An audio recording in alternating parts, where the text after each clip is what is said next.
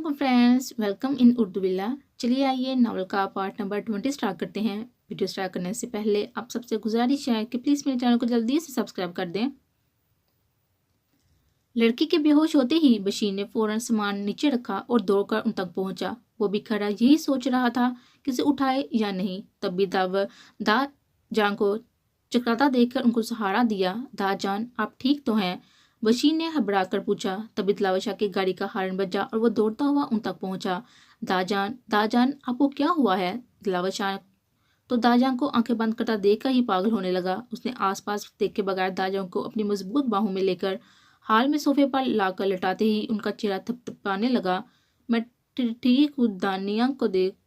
दाजान अचानक मिलने वाली खबर पर सदमे में चली गई थी। उन्हें जिंदगी में पहली बार ऐसा लगा था कि वो बिल्कुल टूट सी गई है। पल भर में वो अपने आप को उम्र से कहीं ज़्यादा बड़ी महसूस करने लगी थी। इतना दुख तो उन्हें अपने शोहर और बेटे को छोड़ जाने पर नहीं हुआ था। शायद तब वो जवान और मजबूत थी। उन्होंने हमेशा हर हालात में खुद को मजबूत जाहिर किया था, मगर इस मरतबा न जाने क्यों दिलावर शाह के धोखे पर वो चकरा सी गई थी। वो आंखें खोलकर उसे पूछना चाहती थी, मगर अल्फाज उनका साथ नहीं दे रहे थे। अपनी ऐसी हालत में भी उन्हें मासूम दानिया का दर्द तड़पा गया, जिसे उन्होंने खुद दिलावर शाह के संग के हसीन सपने दिखाए थे। इसलिए दिलावर शाह के पूछने पर उन्होंने दानिया को देखने का कहा। दाजान की बात पर दिलावर शाह ने दरवाजे की तरफ देखा, जहाँ एक तरफ हैरान और परेशान सी लारेब खड़ी थी तो दूसरी तरफ नीचे जमीन पर दानिया बेहोश पड़ी थी। वो तेजी से दौड़ता हुआ दरवाजे तक पहुंचा। बहुत ही एहतियात से दानिया को अपनी बाहों के हसार में लेते हुए हाल की तरफ देखने लगा, जहाँ पहले ही दाजान सोफे पर लेटी हुई थी। उसे कुछ समझ नहीं आ रहा था कि दानिया को कहाँ रखे। वैसे भी उसका सारा ध्यान दाजान की तरफ था। वो दानिया को जल्द से जल्द कहीं रखकर दाजान के पास जाना चाहता था। उसका दिमाग एकदम ऑफ होने लगा था। वो झंझलाते हुए अपने कमरे में जाने के लिए तेजी से सीढ़ियां चढ़ने लगा। वो इतनी तेजी से गया था कि उसका सांस एकदम फूलने लगा था। कमरे में पहुंचकर उसने दानिया को बेड पर सुलाया और तेजी से पलटा ही ताकि लारेब से टकरा गया। तुम देखकर नहीं चल सकती क्या? दिलावर शाह तो अभी दाजान की फिक्र में हलकान हुआ जा रहा था। इससे लारेब को के अचानक टकराने पर गुस्से से उस पर बरस पड़ा। वो तो दिलावर शाह को एक अनजान लड़की के लिए यूं तड़पता देखकर ही सिपा हो गई थी और फौरन उसका पीछे करती हुई कमरे तक आई थी, मगर उसे बिल्कुल तवक्को नहीं थी कि दिलावर शाह उससे इस लहजे में बात करेगा। तुम्हें हो क्या गया है दिलावर? कौन है ये लड़की? लारेब शक बड़ी नजरों से उसे देखते हुए चलाई। लारेब, तुम चलाना बंद करो और हटो मेरे रास्ते से। वो लारेब को सरपा करता हुआ फौरन हाल में पहुंचा। लारेब को उसके अंदाजो अतवार बहुत बुरे लग रहे थे। दिल तो चाह रहा था कि पूछे ही नहीं कि मसूफा कौन है, मगर फिर तजस्सुस के हाथों मजबूर होकर उसके पीछे ही चली आई।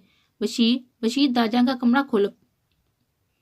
दिलावर शाह हाल में आते ही दहाड़ा। जी। बशीर फौरन धोकर उनके कमरे की तरफ पहुंचा और दरवाजा खोलकर खड़ा हो गया। तभी दिलावर शाह ने दाजान को लाकर उनके बेड पर सुला दिया। बशीर, डॉक्टर को फौरन बुलाओ। दिलावर शाह ने हुक्म सादर किया। मैंने कॉल कर दी थी, वो बस पहुंचते ही होंगे। बशीर ने फौरन इत्तला की। तभी डॉक्टर एहतशाम और लारेब साथ साथ कमरे में दाखिल हुए। दिलावर शाह लारेब को नजरअंदाज करता हुआ डॉक्टर एहतशाम की तरफ लपका। दाजान उन तक पहुंचकर वो इतना ही कह सका, मैं देखता हूँ। डॉक्टर एहतशाम उसके कंधे पर हाथ रखते हुए आगे बढ़े। फिक्र करने की कोई बात नहीं, माँ जी बस नींद बेहोशी में है। इंजेक्शन दे दिया है, थोड़ी ही देर में होश आ जाएगा। डॉक्टर एहतशाम ने उन्हें चेक करके इंजेक्शन देते हुए कहा। मगर दाजान को हुआ क्या था? वो पूछ पटा। कुछ नहीं, बस उन्होंने किसी बात को अपने दिमाग पर सवार कर लिया था। बस आप इन्हें जहनी टेंशन ना दें और ज़्यादा से ज़्यादा खुश रखें, क्योंकि इनकी जो उम्र है उसमें सदमे से बहुत कुछ हो सकता है। मगर खुदा का लाख लाख शुक्र है कि ये बस नीम बेहोशी में है। खतरे की कोई बात नहीं। डॉक्टर एहतशाम ने तफसील बताई और खुदा हाफिज कहते हुए वहाँ से निकलते चले गए। उनके जाने के बाद दिलावर शाह उनकी बात तुम पर गौर करने लगा। तब उसके दिमाग में झमाका सा हुआ कि आखिर ऐसी क्या बात हो गई कि दाजान यूं बेहोश पड़ गई। उसने ऑफिस से आते ही उनकी ऐसी हालत देखी तो वो घबराहट में ये भूल ही गया कि आखिर ऐसा हुआ क्या था या बात क्या थी, क्योंकि उसका दिमाग तब बिल्कुल काम नहीं कर रहा था। मगर अब जब डॉक्टर एहतशाम ने दाजान की तबीयत ठीक बताई तो उसके दिल को थोड़ा इत्मीनान हुआ था और दिमाग भी सोचने के लायक हुआ था। तभी उसकी नज़र कोने में खड़ी लारेब पर गई। लारेब, दाजान को अचानक क्या हुआ था? दाजान कब आई थी और ऐसी क्या बात हो गई कि दाजान और दानिया यूं पड़ी हुई थी? दलावर ने अचानक ही लारेब को कंधे से पकड़कर झंझोड़ते हुए पूछा। लारेब तो बस सदमे से कंग होती हाली नजरों से उसे देखने लगी। लारेब, जवाब दो। वो फिर दोहरा। दिलावर शाह सरपा सवाल बना हुआ था। लारेब की खामोशी पर वो गुस्से से पागल होता अपनी गिफ्ट को और सख्त करता गया। اتنا کہ اس کی انگلیاں لاڑب کے بازو میں پیوست ہو گئی۔ دلاور شاہ کیا کر رہے ہو؟ مجھے تکلیف ہو رہی ہے، لاڑب نے نم آنکھوں سے تڑپتے ہوئے کہا۔ میری تکلیف کا تمہیں بالکل اندازہ نہیں ہے لاڑب افندی، میری داں جان، دلاور شاہ دوبارہ دہاڑتے ہوئے کہا۔ اس کی انگلیاں ابھی بھی لاڑب کے بازو میں گری ہوئی تھی۔ مسٹر دلاور شاہ، میں تو ان دونوں کو جانتی تک نہیں، وہ جانتی بھی کیسے جب تم نے مجھے ان کے بارے میں بتایا ہی نہیں تھا؟ ہاں، البتہ تمہارے منہ سے سن کر تھوڑی دیر پہلے پتہ چلا کہ یہ داں جان ہے۔ ایک اور بات، یہ دونوں تمہارے گھر آنے سے بس 10 منٹ پہلے آئی تھی۔ میں نے ان سے کچھ نہیں کہا، البتہ وہ مجھ سے پوچھ رہی تھی کہ میں یہاں کام کرتی ہوں کیا، تب میں نے بس اتنا ہی کہا تھا کہ میں کام نہیں کرتی بلکہ مسز دلاور شاہ ہوں اور یہاں کی مالکن ہوں۔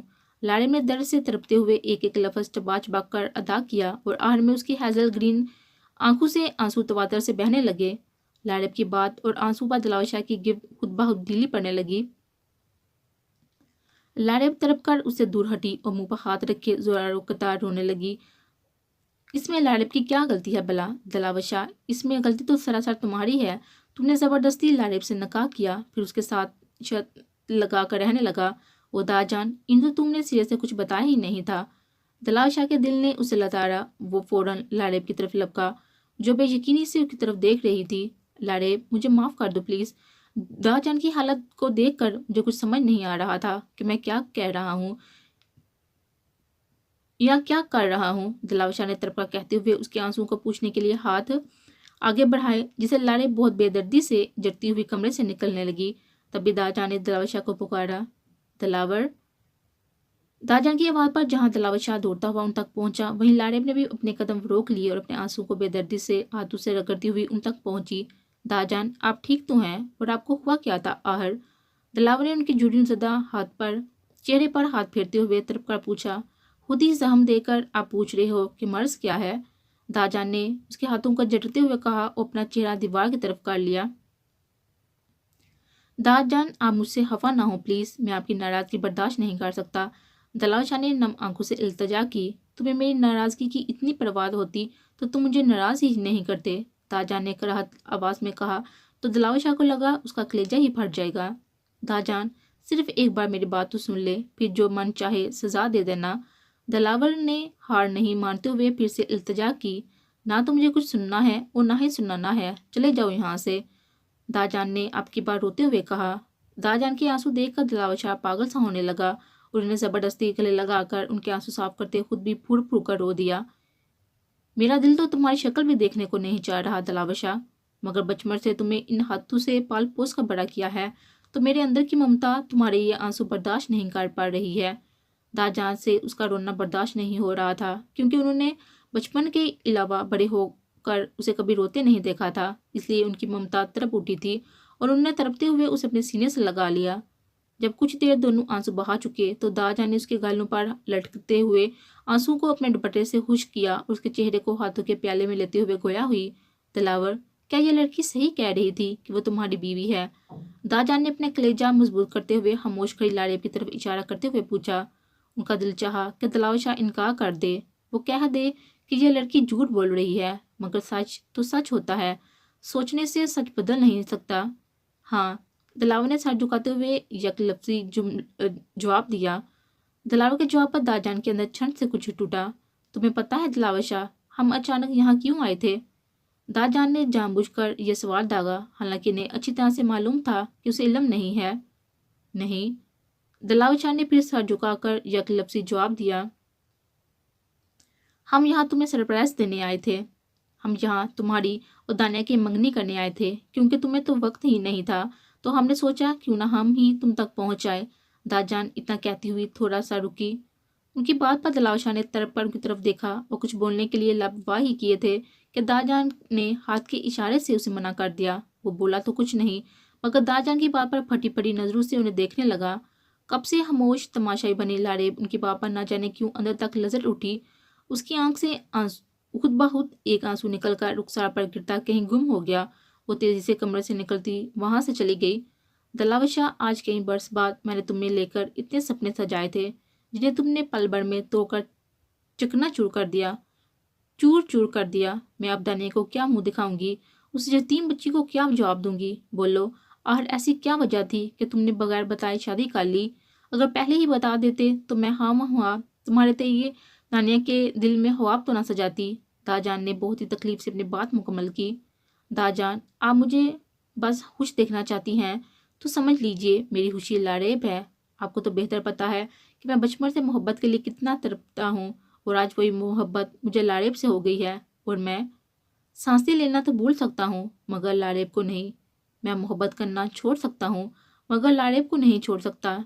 लारेब मेरी पहली और आखिरी मोहब्बत है। ये नहीं तो फिर दूसरी कोई और लड़की भी मेरी जिंदगी में नहीं आ सकती।